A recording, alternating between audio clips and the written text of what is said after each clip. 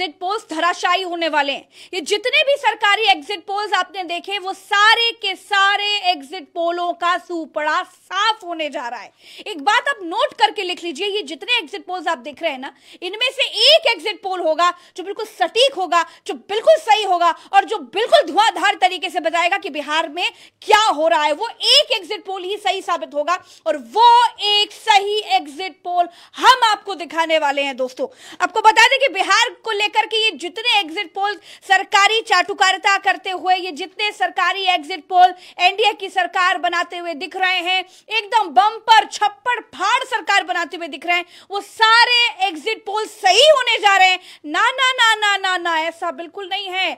मेरे साथ भरत जी हैं, एकदम सटीक एग्जिट पोल लेकर के यहां पर खड़े हैं जो बिहार में होने जा रहा है। एक एक सीट का आंकड़ा लेकर के यहां पर खड़े हैं, टिप्स पे बता देंगे कि बिहार में क्या होने जा रहा है। कौन सा वो सटीक एग्जिट पोल है जो बिहार में आए हुए सारे सरकारी एग्जिट पोल का सुपड़ा साफ करने जा रहा है? भरत जी, देखिए प्रज्ञा जी, ये हम इसलिए कह सकते हैं और बतला सकते हैं, दम से कह सकते हैं और पूरे ठोक कर कह सकते हैं, क्योंकि उल्टा चश्मा यूसी ने बिहार के इलेक्शंस पर कम से कम 200 वीडियोस के आसपास वीडियोस हमने किए हैं और 200 वीडियो करने के बाद ये कहने का भीतर से साहस और प्रयास दोनों बराबर होता है कि जो एग्जिट पोल सरकारी एग्जिट पोल्स में आंकड़े दिखाए गए हैं वो नहीं होने वाला है, वो नहीं होने वाला है। चाहे आप इसको नोट कर लीजिए, काट लीजिए, रील बना लीजिए, ट्विटर पर वायरल कर दीजिए या कुछ भी जो भी करना है आप कर दीजिए, लेकिन जो एग्जिट पोल दिखलाए गए हैं 200 सीट के आसपास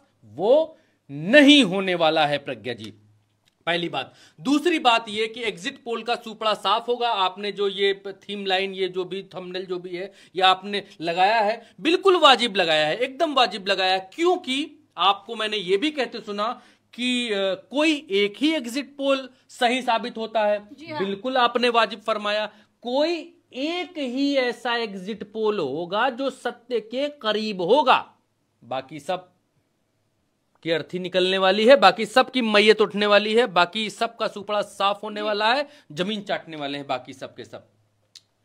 एक एग्जिट पोल प्रज्ञा जी जर्नो मिरर का है, मैं चाहता हूं कि आप दर्शकों को वो दिखलाइए। ये देखिए, ये जो एग्जिट पोल आप बिल्कुल मेरे सामने देख रहे हैं, ये आपको जर्नो मिरर का एग्जिट पोल ये देखने को मिल रहा है जो ये साफ तौर पर बता रहा है कि महागठबंधन की सरकार बन रही है। सबसे पहले इस पर नजर डालिए। भरत जी, क्या कुछ दिखाना चाह रहे हैं? प्रज्ञा जी देखिए, मैं बिल्कुल क्लियर कट एक बात कहना चाहता हूं, बिहार में जिसके पास 122 सीटें होंगी वो सरकार बना लेगा, बड़ी सिंपल सी बात है। एनडीए यहां पर 100 से 110 सीटें मिलती हुई एनडीए को दिखलाई दे रही हैं, 100 से 110, यानी बहुमत से के पास ये नहीं जा रहे हैं। महागठबंधन की 130 से 140 सीटें यहां दिखलाई दे रही हैं, यानी महागठबंधन बहुमत की सीमा रेखा को क्रॉस कर रहा है और अदर के पास 1 से 7 सीटें हैं। और ये 1 से 7 सीटें किसकी हैं प्रज्ञा जी? इसमें 1 से 7 सीटें यहां AIMIM की हैं और ये PK की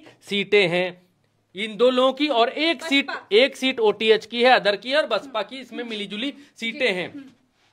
प्रज्ञा जी, अब या तो ये सही साबित होगा, ये जर्नो मिरर जिसने ये एग्जिट पोल किया है, या एक एग्जिट पोल आपके दर्शकों के लिए ये भी है, ये इलेक्ट्रिक, ये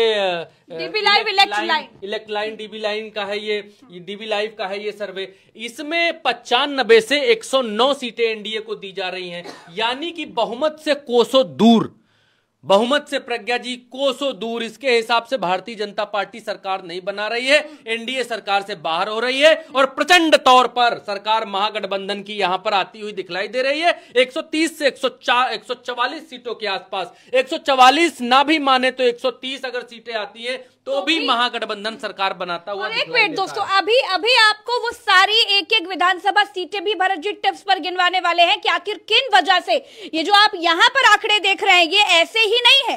गोदी मीडिया में आपने जो सरकारी आंकड़े देखे उनके पीछे क्या है वो आपको नहीं पता चलेगा। किसको कितनी सीटें मिली, किस विधानसभा सीट में कितनी सीटें मिली, तो फला फला आंकड़ा आया। लेकिन यहां पर अभी भरत जी सारे के सारे ये जो एग्जिट पोल आप देख रहे हैं इनका पूरी तरीके से पर्दाफाश कर देंगे, खोल कर रख देंगे कि किस विधानसभा सीट में किसको बहुमत मिलता हुआ दिख रहा है, किस विधानसभा सीट में कौन निकलता हुआ दिख रहा है, जिसके वजह से ये दिख रहा है। प्रज्ञा जी, हाथ कंगन को आरसी क्या और पढ़े लिखे को फारसी क्या? जब बिहार में जमीन पर, बिहार की धरती पर घूम कर आए हैं, देख कर आए हैं, जान कर आए हैं, बूझ कर आए हैं, और हमने जो समझा है, जो देखा है, जो जाना है, वो आप बतलाने में शर्म कैसी?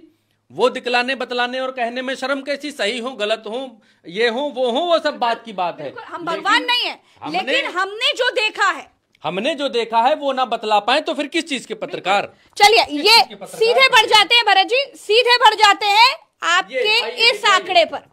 देखिए, ये प्रज्ञा जी, ये जो सीटें हैं, ये चंपारण की सीटें हैं, क्योंकि मैंने चंद्रकांत जी के साथ एक वीडियो में खड़े होकर एक एक सीट मैंने बतलाई है, दिखलाई है। तो अब दर्शकों के लिए यहां पर मैं सिर्फ ये बता रहा हूं कि सेकंड राउंड की ये चंपारण की सीटें हैं। चंपारण की ये 21 सीटें हैं प्रज्ञा जी, 21 सीटें चंपारण की। और ये चंपारण की 21 सीटें किस किस के पास जा रही हैं, आप देखिए कि ये JDU, RJD, BJP, INC, Congress, BJP किस किस के पास जा रही हैं, वो आप वीडियो रोक करके देख सकते हैं। इसके बाद जो है वो सीहोर की एक है, हाँ, सीहोर की एक है, सीतामढ़ी की ये सीटें हैं, मधुबनी की ये सीटें हैं, आप वीडियो रोक करके देख सकते हैं। सुपौल की ये सीटें हैं, अररिया की ये सीटें हैं। कौन जीत रहा है आप वीडियो रोक करके तफसील से, तसल्ली से देख सकते हैं। और अब इधर देखिए, यहां पर नजर डालिए भरत जी, यहां पर किशनगंज की ये इतनी सीटें दिख रही हैं। फिर उसके बाद पूर्णिया की देखिए, पूर्णिया की ये, हाँ पूर्णिया, हाँ ये देखिए पूर्णिया, यहां तक ये लाइन आपको पूर्णिया की दिखाई दे रही है। ये इतनी जा रही है, कहां किसको जा रही है आप खुद एक बार रोक कर देख लीजिएगा कैमरा, आप समझ जाएंगे कि कहां पर किसको जा रही है। पूर्णिया के बाद बारी आती कटिहार की, तो ये है कटिहार। ये कटिहार में सेकंड फेज में जो वोटिंग हुई वो किसको किसको जा रही है, आप देखते रहिए। VIP, JDU, CPI, RJD, INC, JDU, INC, कहीं पर आपको बम नहीं दिखाई दे रहा है जो आपको सरकारी एग्जिट पोल में दिख रहा होगा। एक एक सीट को समझने की कोशिश करिए। ये हो गया माधेपुरा, देखिए ये माधेपुरा की सीट हो गई, किसको जा रही है। ये सहरसा हो गया, सहरसा किसको जा रही है। फिर ये हो गया दरभंगा की इतनी सीटें किसको जा रही है।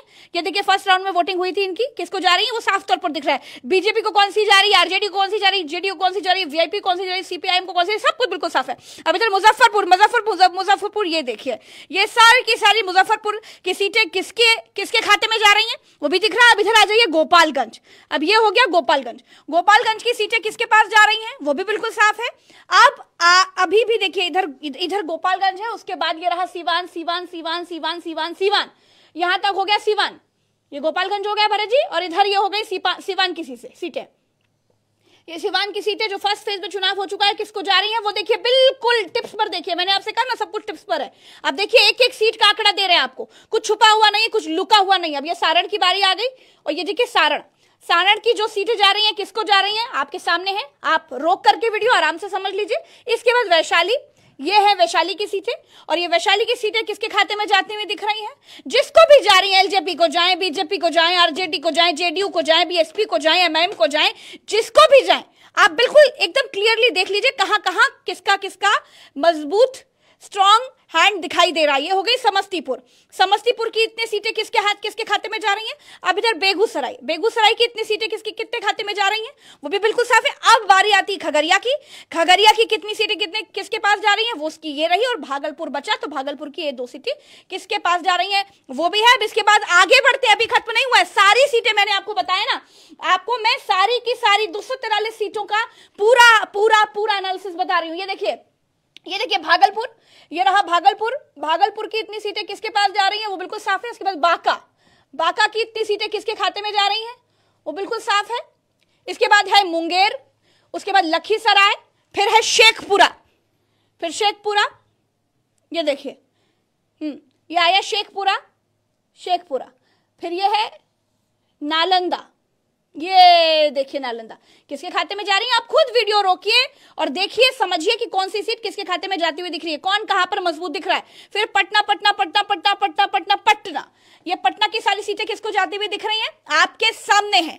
इसके बाद भोजपुर, ये सारी भोजपुर की सीटें किसके खाते में जा रही हैं, ये सब आपके सामने है, कुछ छुपा हुआ नहीं है। कहीं पर ऐसा नहीं आपको दिखेगा कि आपको कहीं पर कोई भी पार्टी नहीं दिखे। बीजेपी भी है, एलजेपी भी है, सीपीआईएम भी है, जेडीयू भी, आरजेडी आरजेडी सब कुछ है। अब ये बात आ गई बक्सर और कैमूर, यहां तक बक्सर, उसके बाद कैमूर, कैमूर यहां पर भी है, ये देखिए कैमूर यहां पर भी है।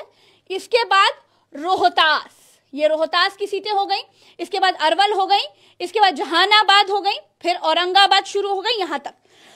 अब इसके बाद सेकंड फेज में गया में चुनाव था, गया की जितनी सीटें हैं वो किसकी खाते में जाती हुई दिख रही हैं? गया जा रही है आईएनसी को, हम को, आरजेडी को, बीजेपी को, एलजेपी को।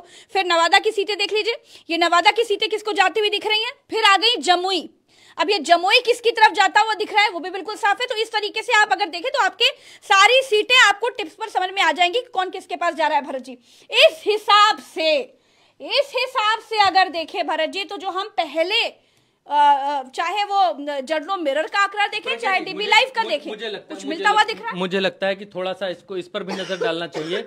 ये जितनी सीटें आपने दिखाई कि कौन किसकी कहां जा रही है, उसका टोटल आंकड़ा यहां पर निकल कर आ रहा है। टोटल आंकड़े में एनडीए को 100 सीटें मिल रही हैं, और ये जो एक एक सीट आपने दिखाई है, इस एक एक सीट में जेडीयू 45 सीट के आसपास जा रही है कि जेडीयू की 45 सीटें आ सकती हैं, बीजेपी की 44 सीटें आ सकती हैं, एलजेपी की 6 सीटें आ सकती हैं, आरएलएम की 2 सीटें आ सकती हैं, और हम की यहां पर 3 सीटें आती हुई दिखाई दे रही हैं, जिनका टोटल आंकड़ा जाता है 100 के आसपास। ये एनडीए है। और आरजेडी यानी कि यहां पर यूपीए का टोटल आंकड़ा आप देखिए कितना गया है इन सब सीटों का। 243 सीटें आपको गिनाई, उनमें 136 जा रहा है लगभग यूपीए का मतलब हुआ महागठबंधन, ये महागठबंधन है।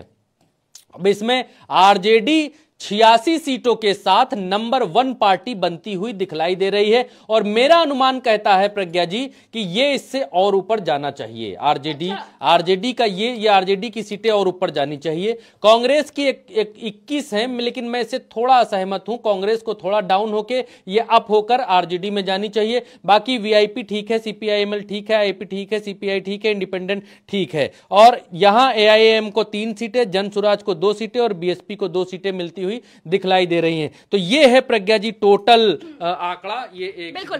और इसीलिए दोस्तों सबसे पहले हमने तफसील से वो सारे आंकड़े देखे जो सरकारी आंकड़े थे, आपको दिखाए, और उसके बाद तमाम रिसर्च के बाद तमाम पत्रकारों के साथ बैठकर, हमारे अपने ग्राउंड के रिपोर्टर्स के साथ बैठकर, पूरी टीम के साथ बैठकर के हमने एक एक सीट का आकलन किया है, और उसके बाद ये सारे आंकड़े और ये सारा एग्जिट पोल आपके सामने खोल कर रख दिया है। तो एक बात आप नोट कर लीजिए, गांठ बांध करके रख लीजिए कि जो सरकारी एग्जिट पोल आपने देख लिए हैं वो नतीजों में बिल्कुल सही साबित होने वाले नहीं हैं, क्योंकि उनमें बहुत सारे लूप होल्स हैं। लूप होल्स बताने के लिए बैठेंगे तो रात हो जाएगी, इसीलिए आपको सही सच्ची खबरें और सही सच्चे आंकड़े मिलते रहें, इसीलिए हम लोग यहाँ बैठ करके विश्लेषण करते हैं, एनालिसिस करते हैं, और इसीलिए भरत जी अपने लैपटॉप में सारे के सारी डिटेल के साथ आपको एक एक बात खोलकर बता देते हैं कि आखिर इसके पीछे क्या है। तो हमने आपको बताया कि किस तरीके से महागठबंधन मजबूत दिख रहा है, किस तरीके से बिहार में महागठबंधन